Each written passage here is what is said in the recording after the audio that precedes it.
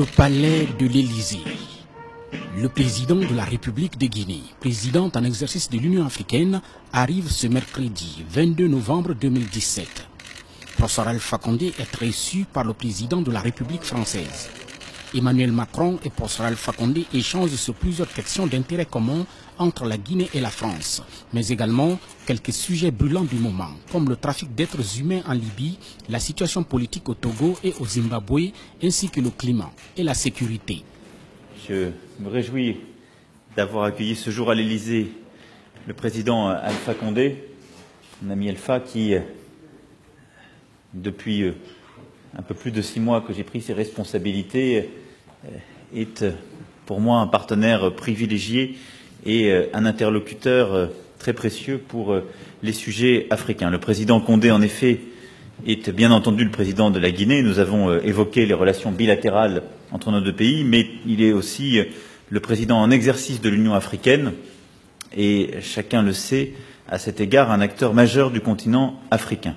Je tenais à ce que nous puissions échanger, comme nous venons de le faire, avant de me rendre en Afrique et avant notre sommet Union africaine, Union européenne. Nous avons donc bien évidemment évoqué le déplacement à venir et ce sommet auquel nous participerons.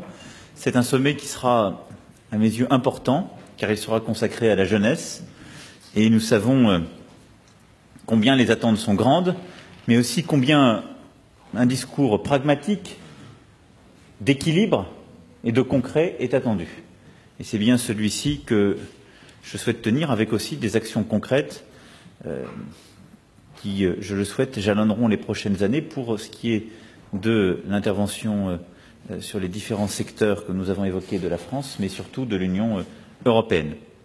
C'est un sommet qui sera également important, car il permettra de poser les bases d'un partenariat renouvelé entre nos deux continents et nos deux organisations, et je sais combien, Monsieur le Président, cher Alpha, vous y êtes attaché. Nous avons évoqué également les différentes crises qui sont à l'agenda de l'Union africaine et sur lesquelles le président Condé ne ménage pas ses efforts. Le Togo, le Mali, la Centrafrique, la République démocratique du Congo, mais aussi la Libye, car la voix de l'Union africaine compte et je souhaite que, dans le cadre du travail qui est conduit par le représentant spécial du secrétaire général des Nations Unies, l'Union africaine puisse pleinement porter sa voix et participer à l'indispensable travail qui est encore à conduire. On ne peut plus aujourd'hui couper le continent en deux comme s'il y avait deux Afriques. Il y a un continent et il y a aujourd'hui une représentation légitime pour traiter de ces affaires. Nous avons bien évidemment évoqué les relations bilatérales entre la France et la Guinée, qui sont anciennes, étroites, et je me réjouis que, justement, il y ait eu un véritable succès la semaine dernière à Paris de la réunion des partenaires internationaux de la Guinée, en soutien au plan national de développement économique et social. La France a annoncé un engagement majeur de 500 millions d'euros qui nous permettra de continuer à porter nos efforts sur les secteurs prioritaires que nous avons identifiés ensemble. C'est ce qu'a officialisé le ministre de l'Économie et des Finances et ce sur quoi s'est particulièrement engagé l'AFD. Sur l'éducation et la formation professionnelle, l'agriculture et le développement rural, le développement local, la santé et la recherche, la France sera à vos côtés et aux côtés des projets que vous souhaitez poursuivre. Ce sont d'ailleurs ces sujets que je souhaite aussi mettre au cœur du partenariat entre la France et le continent africain, parce qu'ils sont au cœur d'une stratégie de développement partagé. Nous avons enfin évoqué les sujets climatiques dans la perspective du sommet de Paris le 12 décembre prochain. La mobilisation de nos partenaires africains est en effet exemplaire et je souhaite que nous continuions à renforcer notre coopération. À ce titre, je remercie le président Condé pour sa présence et pour la présence d'ailleurs importante de plusieurs présidents africains à ses côtés.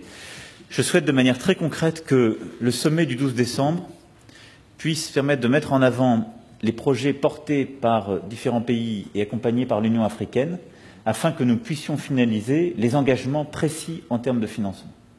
Ce qu'il manque aujourd'hui, ce sont des projets concrets avec des financements réels en face de ces derniers. Et à cet égard, l'objectif du sommet du 12 décembre prochain n'est en aucun cas d'aboutir à une déclaration, mais bien d'obtenir une liste d'actions et des engagements financiers concrets, internationaux, publics et privés, pour justement y faire face. Voilà, mesdames et messieurs, ce que je souhaitais, suite à notre entretien, vous restituer.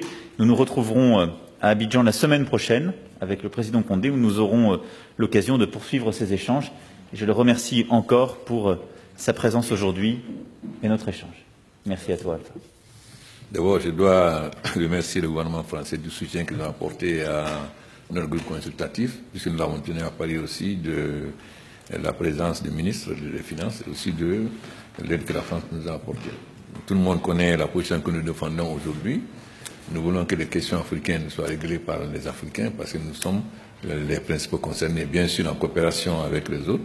Mais comme je le dis, la Libye, l'Union africaine, déjà au G8 à Deauville, nous avons mis le G8 en garde de ne pas intervenir en Libye, que leur intervention aura deux conséquences, la somalisation de la Libye, parce que tout le monde sait comment Kadhafi gouvernait, et aussi que la Libye était un arsenal, donc le terrorisme chez nous, c'est ce qui arrive aujourd'hui.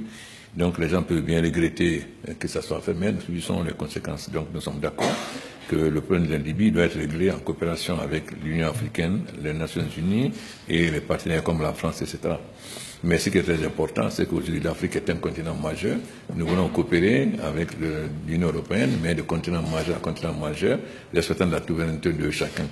Et nous pensons que le président Macron, à cause de son itinéraire et du fait qu'il n'a aucune responsabilité, peut rejouer un rôle majeur dans cette nouvelle vision de la coopération entre l'Union africaine et l'Union européenne et entre la France et l'Afrique. Je pense que nous sommes tombés d'accord.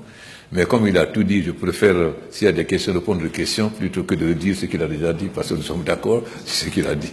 Sur la question de la traite des êtres humains en Libye, les deux présidents affichent leur engagement de faire toute la lumière afin que les responsabilités soient situées. C'est vrai que ce qui s'est passé en Libye est choquant, scandaleux au XXIe siècle, mais je pense qu'il faut d'abord rétablir la responsabilité. La Libye, il n'y a pas de gouvernement. Donc nous pensons que l'Union européenne ne peut pas choisir un pays où il n'y a pas de gouvernement pour demander à ce pays de retenir des réfugiés alors qu'il n'y a aucun moyen. On sait qu'en Libye, il n'y a pas de moyens.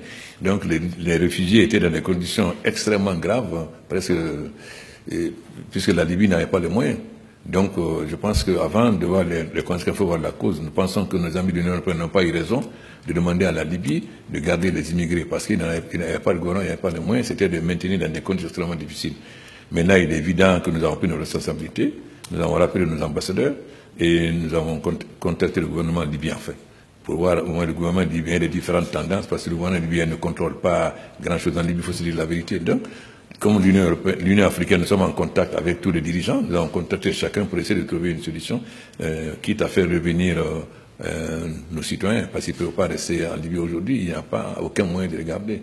Je pense que la France a évité ce piège-là parce qu'ils n'ont pas accompagné, ils n'ont pas demandé à la Libye de garder. La France a pris notre position, mais c'est l'Union européenne qui a cette responsabilité. Nous allons voir maintenant concrètement. C'est une situation inacceptable, pas seulement la vente, mais même dans les conditions dans lesquelles ils sont maintenus, ils sont gardés. C'est des situations totalement inhumaines. En effet, ce qui a été révélé au-delà de tout ce que nous avons pu dire et de ce que nous connaissons de la situation en Libye, relève bien de la traite des êtres humains.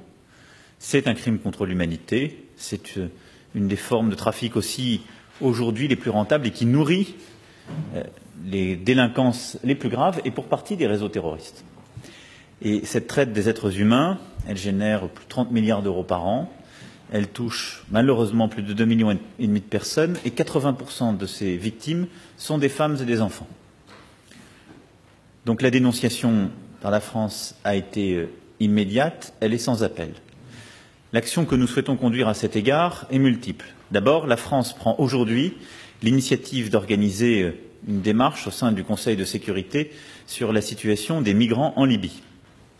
Un débat a commencé hier au Conseil de sécurité. Il doit conduire à des actions concrètes et à des résolutions concrètes.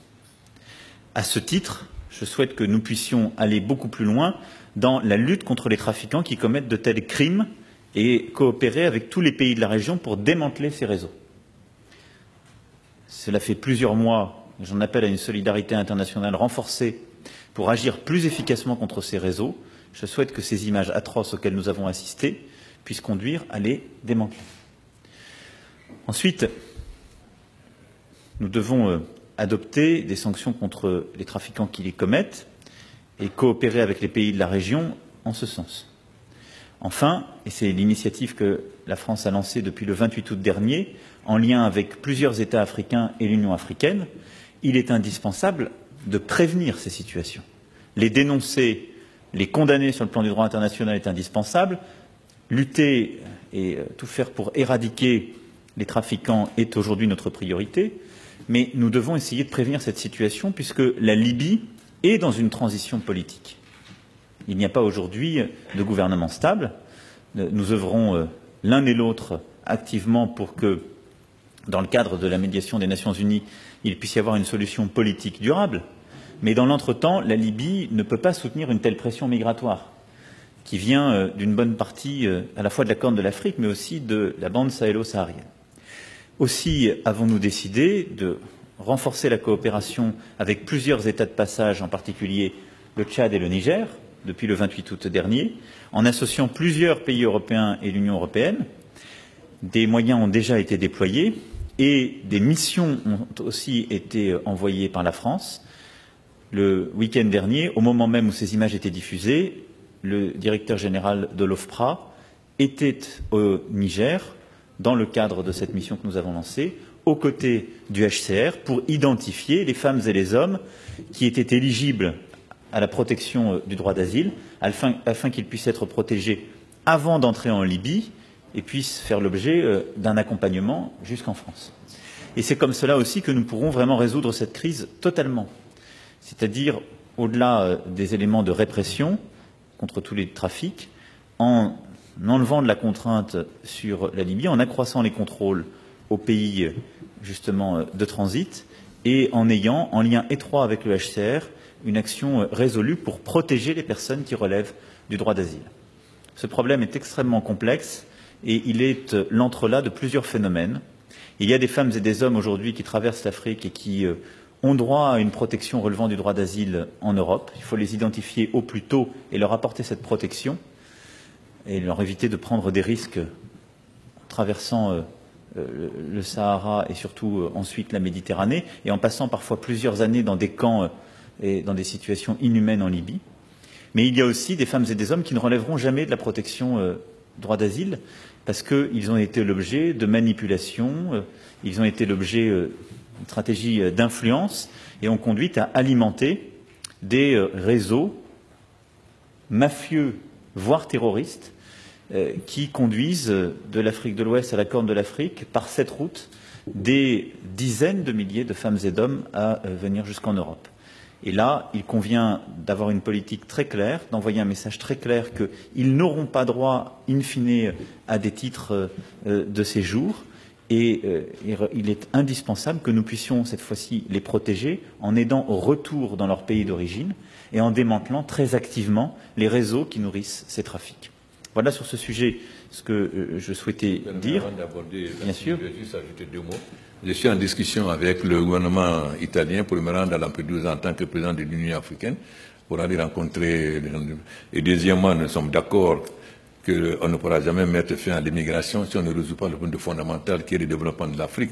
Parce que l'immigration, c'est dû à la pauvreté, donc c'est le développement économique et l'industrialisation de l'Afrique, la transformation des matières premières agricoles et industrielles et minières sur place, qui va donner de l'emploi à nos jeunes pour qu'ils n'émigrent plus et qui va aussi éradiquer définitivement le terrorisme. Je pense que nous sommes d'accord avec ça.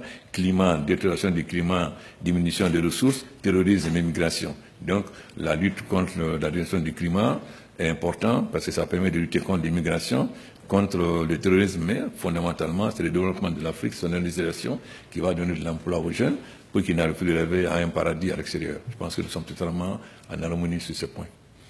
En ce qui concerne la situation politique au Togo, au Zimbabwe et la grève des enseignants en Guinée, le président Alpha Condé souligne. Je pense qu'on doit respecter la démocratie. La démocratie, c'est la volonté populaire. Que vous aimez ou vous n'aimez pas la ZANU, c'est quand même la ZANU qui a amené la lutte de libération dans ce pays. Et je dois rappeler aussi que l'Angleterre n'a pas tenu ses engagements. parce que l'accord de Lancaster disait que le gouvernement anglais allait indemniser les fermiers blancs pour